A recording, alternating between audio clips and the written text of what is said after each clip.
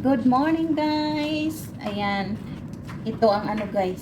Ito ang bulaklak ko. Oh, kita nyo? Artichoke ito guys. Ayan, artichoke. Gagawa tayo ng salad. So ito ang gagamitin natin. Ayan. Masarap ito guys. So ipapakita ko sa inyo kung paano ko siyang binabalatan. Paano ang mag-prepare nito.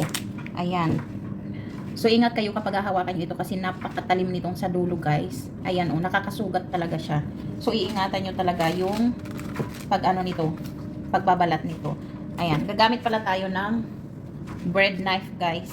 Ayan, itong gagamitin ko kasi mas maganda pag ganito yung ano niya, oh, panghiwa niya, pambalat niya, mas madali.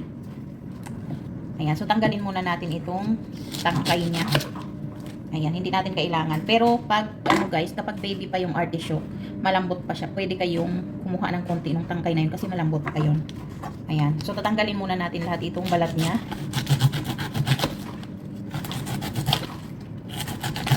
Ayan guys. So mas madali kapag bread knife ang gagamitin nyo.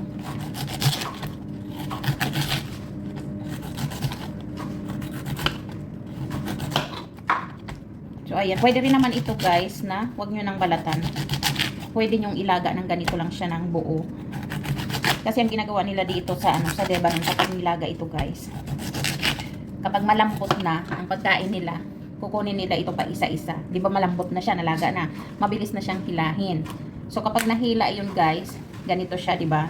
Kapag malambot na siya at nalaga, itong sa dulo na 'to, ito ang kakainin nila.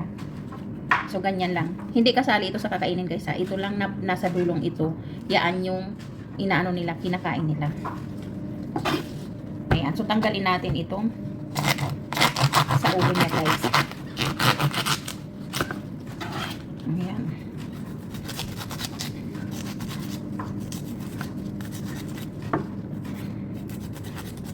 Igaganito na natin siya para ready na guys. Mas madali nang kainin. Ayan, syempre, bago ko balatan guys, meron na akong ni-ready na tubig na may lemon. Kailangan natin siyang ibabad doon pagkatapos balatan para hindi mangitim.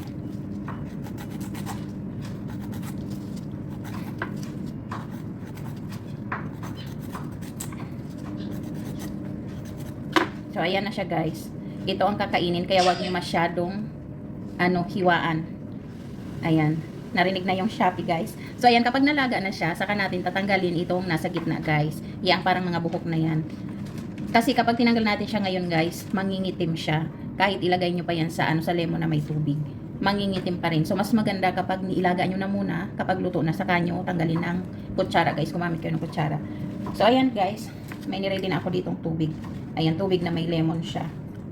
So ayan, may dalawa na ako dito. So ganyan lang guys. Ganyan ang pagbabalat ng artichoke, paano i-prepare. So ayan, maraming salamat. Magandang araw sa inyong lahat.